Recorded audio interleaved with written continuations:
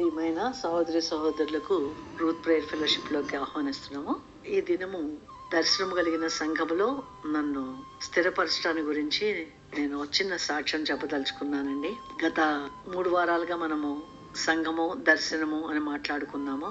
మనకు వ్యక్తిగతంగా కూడా ఒక దర్శనం ఉండాలండి.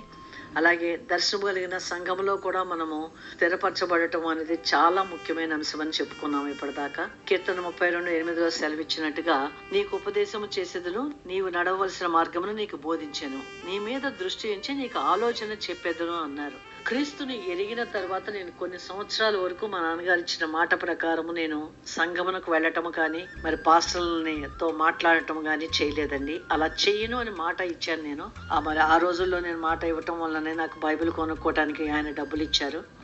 ఆ తర్వాత బైబిల్ చదువుతున్నప్పుడు నాకు అర్థం కావట్లేదు అనేది చాలా ఎక్కువగా తెలుస్తూ ఉండేది. కానీ ఎలా అర్థమవుతుందో కూడా తెలియదు. ఓల్డ్ టెస్ట్మెంట్ మాత్రమే చదివేదాన్ని నేను. న్యూ టెస్ట్మెంట్ నాకు అర్థమయ్యేది కాదు.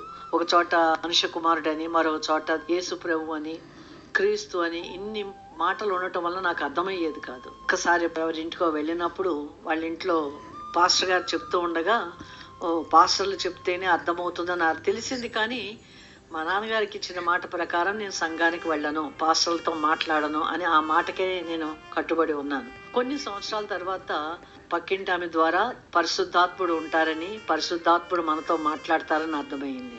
అప్పుడు స్త్రీలు కూడా వాక్యం చెప్తారు అన్నది కూడా అప్పుడే నాకు అర్థమైంది. స్త్రీలు ఎవరైనా చెప్తారని వెతుకినప్పుడు నాకు వసుమతి గారని ఒక ఆమె పరిచయం అయ్యారు. ఆమె ద్వారా నేను బలపరచబడి బాప్తిజం తీసుకున్నాను.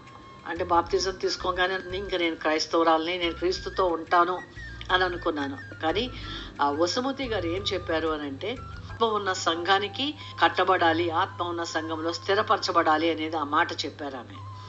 బాప్తిజం తీసుకున్న తర్వాత నువ్వు ఏ సంఘానికి చెందిందానివో, ఏ దర్శనం కలిగిన సంఘానికి చెందిందానివో దేవుడిని అడుగు, ఆ సంఘంలో నువ్వు చేరాలి అని చెప్పినప్పుడు ఏ దర్శనములకు చెందిన దాన్ని అని దాదాపు హైదరాబాదు, సికింద్రాబాద్లో ఉన్నటువంటి అనేక సంఘాలకి నేను వెళ్ళేదాన్ని. అక్కడికి వెళ్ళిన తర్వాత దేవుణ్ణి అడిగేదాన్ని, ప్రభా నేను ఈ సంఘంలోకి చేరాలా, ఈ సంఘము నాకు చెందిందేనా అని. ఈ మాట నేను ఎందుకు చెప్తున్నానంటేనండి, సంఘము, దర్శనము, మన జీవితము, ఈ 3 కూడా చాలా ప్రాముఖ్యమైనవి. క్రీస్తులో మనం జీవించాలి అని అంటే దర్శనము కలిగిన సంఘంలో మనం ఉండటం అనేది చాలా ప్రాముఖ్యమైనదని మనం చెప్పుకున్నాం. ఎందుకని అంటే, క్రీస్తుని అంగీకరించిన మనము, క్రీస్తు రక్తంతో కడగబడిన మనము, మనకు ఒక పని ఉంది. ఆ పని ఏమిటి? సువార్త ప్రకటించడం. మరి ఒక్కొక్కరికి ఒక్కొక్క విధమైన హృదయ వైఖరి ఉంటుంది. నాకు ఎలా ఉండేదంటే, దేవుణ్ణి తెలుసుకున్న కొత్తలో, అమ్మో ఇంత గొప్ప దేవుణ్ణి వీళ్ళెవరూ తెలుసుకోలేదు, ఇంత గొప్ప దేవుడా, ఈ దేవుడి గురించి నేను వీధుల్లోకి వెళ్ళి చెప్పాలి, అరిచి ఈ దేవుడు ఇంత గొప్ప దేవుడు అని చెప్పాలని నాకు ఒక రకమైనటువంటి ఒక సంతోషము. అయ్యో వీళ్ళెవ్వరూ తెలుసుకోలేకపోతున్నారే, నా వాళ్ళందరూ కూడా రక్షణ పొందలేదు, నా వాళ్ళెవ్వరికీ క్రీస్తుని గురించి తెలియదు, ఓన్లీ మా కమ్యూనిటీ అనే కాదు ఇంకా చాలా మంది ఈ లోకంలో దేవుడిని తెలియని వాళ్ళు ఉన్నారని ఒక వేదన వచ్చేసి అవర్స్ టుగెదర్ ప్రేయర్ చేస్తూ ఉండేదాన్ని. ప్రభా వీళ్ళ కన్నులు తెరవండి, ఈ లోక దేవత యొక్క గురుడితనం నుంచి విడిపించండి అని రోడ్డు మీద వెళుతూ, బైక్ నడుపుతూ వీళ్ళందరూ రక్షణ పొందుకోవాలి, వీళ్ళందరూ క్రీస్తుని తెలుసుకోవాలని ఒక తపన కలిగి ఉండేదాన్ని నేను.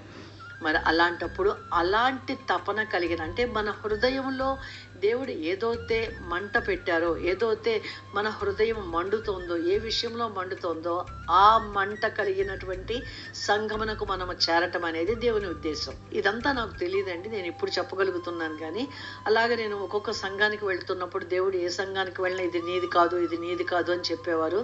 మళ్ళీ వెతుకులాట పడినని నేను ఆదివారం కూడా డ్యూటీలు చేయవలసి వచ్చేది. ఏ పరిసర ప్రాంతాల్లో ఉంటే ఆ ప్రాంతానికి వెళ్ళి ఆరాధనకు వెళ్ళేదాన్ని. ఇప్పుడు ఒక పాస్టర్ గారు, నీకు బాప్తిజం ఎవరిచ్చారు అని అడిగినప్పుడు నేను చెప్పాను, నాకు ఇచ్చిన మిలిటరీలో పనిచేస్తారు క్లర్క్ గాను అని చెప్పినప్పుడు, ఆయన అపోస్తులు కాదు కాబట్టి నా సంఘంలో మీరు మరల బాప్తిజం తీసుకుంటేనే మా సంఘంలో మీకు మెంబర్షిప్ ఇస్తాము అన్నారు. ఆలోచించుకోవాలని చెప్పి వచ్చేసాను. తర్వాత మరొక సంఘానికి వెళ్ళాను. ఆ సంఘానికి వెళ్ళినప్పుడు వారేం చెప్పారు అని అంటే, అమ్మ మీరు నగలు తీసేస్తే కానీ మీకు మెంబర్షిప్ ఇవ్వను అని అన్నప్పుడు ఆయనతో నేను ఒక మాట చెప్పగలిగాను. ఎందుకంటే నేను బాప్తిజం తీసుకున్న తర్వాత ఉపవాసాల నుండి ప్రార్థన చేసినప్పుడు దేవుడిచ్చినటువంటి మాట, నాకు దేవుడిని మాట్లాడమని నేను దేవుడి దగ్గర వేదన పడుతూ రోధిస్తూ, ప్రభా మీరు మాట్లాడతారని చెప్పారు, ఆత్మదేవుడు మాట్లాడతారని చెప్పారు, నాతో మాట్లాడండి అని దేవుడి దగ్గర వేడుకుంటున్నప్పుడు ఆయన చెప్పిన మాట మీకు కూడా చెప్తారండి. బాప్తిజం తీసుకున్న వెంటనే నేను 21 days ఉపవాసం ఉన్నాను. ఆ రోజుల్లో దేవుడు నాతో మాట్లాడింది, సాధువైనట్టు మృదువైనట్టునైనా గుణమును అక్షయాలంకారముగా గల మీ హృదయపు అంతరంగ స్వభావము మీకు అలంకారముగా ఉండవలెను, అది దేవుని దృష్టికి మిగుల విలువ కలది అని ఈ మాట ద్వారా దేవుడు నాతో మాట్లాడినప్పుడు ఒక దేవుడి దగ్గర ఒప్పుకుంది. నా కోపమును ఇవన్నీ కూడా నేను వదులుకొని, ప్రభా నీ కొరకు జీవిస్తాను, నగలు తీసేయమంటే నేను నగలు తీసేయటానికి కూడా నేను సిద్ధంగా ఉన్నాను అన్నప్పుడు దేవుడు ఇదే మాట చెప్పారు. నా పట్ల మీకు కలిగినటువంటి ప్రణాళిక ఏంటని అడిగినప్పుడు తీతు చదవమన్నారు. తీతులు వాడుకున్నట్లుగా వాడుకుంటానని నా పట్ల ఆయనకు కలిగినటువంటి ప్రణాళిక గురించి చెప్పారు. ఆ తర్వాత నేను ఈ దర్శనం కలిగిన సంఘం కోసం వెతుకుతున్నప్పుడు మరి ఆయన మాట దంగలు తీసేయమన్నప్పుడు దేవుడు నన్ను నగలతో తీసేయని అవసరం లేదన్నారండి. నా హృదయ వైఖరి మార్చుకోవడానికి నేను ప్రార్థన చేసుకుంటున్నాను అని చెప్పాను. సరేమ్మా మీరు వస్తూ ఉండండి అని చెప్పారు. మరి ఆ రోజుల్లో నేను నమ్మిన విధానాన్ని, నాలో వచ్చిన మార్పును చూసి మా పిన్ని బాబాయ్ కూడా వాళ్ళను చూసి దేవుడిని వారు కూడా తెలుసుకున్నారు. వాళ్ళ ఊళ్ళో ఉన్న సంఘానికి వెళ్ళలేరు కాబట్టి పాస్టర్ లియా అని ఆమె ఉన్నారు, ఆమె వెళ్తారని చెప్పి ఆమెతో నేను ఒకసారి ఆమె వాక్యం విన్నప్పుడు, వారు చెప్పిన పరిచర్యని తెలిసినప్పుడు ఆమె ఇంటికి అడగటానికి వెళ్ళినప్పుడు ఆమె అన్నారు కదా మా సంఘానికి రండి అన్నప్పుడు వెళ్ళాను నేను ఆదివారం. తర్వాత ఆ సంఘ దర్శనం పాతాళంలో ఒక ద్వారంలో నిలవదైన సంఘ దర్శనము అనే ఆ సంఘ దర్శనం యొక్క వివరణ సంఘంలో ఆదివారపు ఆరాధనలో నేను చూసిన తర్వాత దేవుడు ఇది నువ్వు ఉండవలసిన సంఘము అని చెప్పారు. కానీ నాకు అక్కడ మేము వెళ్ళినటువంటి ఆరాధన వేరుగా ఉంది. ఈ సంఘంలో జరిగే ఆరాధన నిలబడి పాడటము, డ్యాన్స్ వేయటము ఇవన్నీ చూసి ఎందుకో నాకు మంచిగా అనిపించక లేదు ప్రభా నేను ఆ సంఘానికి వెళ్ళను, వాళ్ళంతా డ్యాన్స్లు వేస్తున్నారు అని దేవునితో వాదన పెట్టుకున్నాను. దేవుడు 3 సార్లు చెప్పారు, 4 సార్లు చెప్పారు, నేను లోబడలేదు. దేవుడు మాట్లాడటం మానేసిన తర్వాత నా హృదయము ఒక డ్రైనెస్లోకి వెళ్ళిపోయి ఒక వేదన స్టార్ట్ అయింది. ఎందుకు ఇలా ఉన్నానని దేవునితో మాట్లాడినప్పుడు నేను దేవుడి స్వరానికి లోబడలేదు, విధేయత చూపించలేదు అని అర్థమయ్యి అప్పుడు లేదు ప్రభా నువ్వు చెప్పినట్టు నేను వింటాను, నేను చెప్పడం కాదు అని చెప్పి తిరిగి నేను ఆయనతోటి క్షమాపణ అడిగి దేవుని మాటకు విధేయత చూపించి నేను మరలా ఆ సంఘానికి వెళ్ళటం ప్రారంభించాను. నేను ప్రస్తుతం ఉన్న సంఘం అదేనండి, సియోన్ ఫెలోషిప్ సిటీ చర్చి, హైదరాబాద్లో బషీర్బాగ్లో భారతీయ విద్యాభవన్లో నడుస్తుందండి ప్రతి ఆదివారమును. మరి మా సంఘ కాపరి పాస్టర్ మోహన్ బాబు గారు, రాణి మోహన్ బాబు ఉన్నారండి. పాస్టర్ లియా గారు కూడా ఆమె అసిస్టెంట్ పాస్టర్గా ఉంటారు. దేవుని కృపలో మరి ఆ సంఘంలో నేను స్థిరపడి ఉన్నాను. మరి ఆ సంఘ దర్శనంలో నేను ఎదుగుతూ దేవుని యొక్క రాజ్యవ్యాప్తికి నేను నన్ను పాత్రగా వాడుకుంటున్నారు. ఈ పరిచర్య కూడా మరి దేవుడిచ్చిన పరిచర్య అండి. అదండి దర్శనము కలిగిన సంఘంలోకి మనం చేరటం అనేది ఎంతో ప్రాముఖ్యమైనది.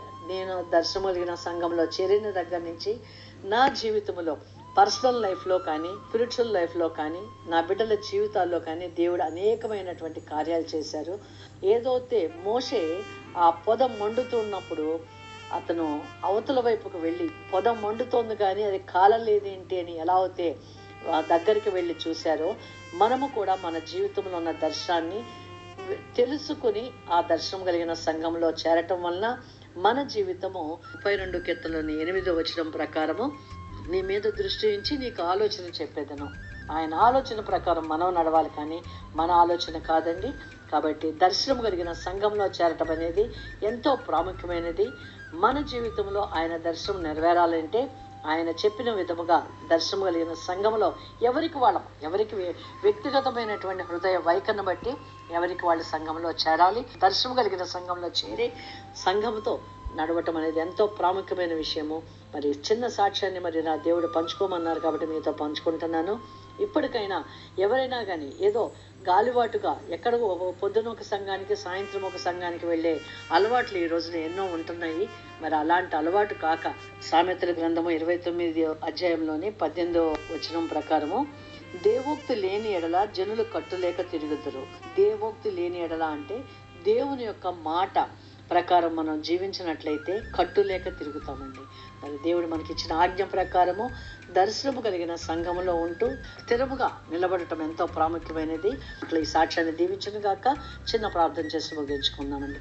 సర్వశక్తిమంతుడైన దేవ, జీవము కలిగిన దేవ, దర్శనములు లేని వారు కట్టులేక తిరుగుదురు అన్నారు ప్రభా. మీ దేవోక్తి ప్రకారం, మీ యొక్క మాట ప్రకారము వింటున్న ప్రతి ఒక్కరి జీవితంలోనూ మీ యొక్క చిత్తమే జరుగును గాక అని, మీ యొక్క ప్రణాళిక ప్రకారం మేము జీవించినట్లుగా మీ కృప దయచేయమని, మమ్మల్ని నడిపించమని నజరేయుడైన యేసుక్రీస్తు ప్రభు పేరిట ప్రార్థించి వేడుకొంచున్నాను తండ్రి. ఆమేన్.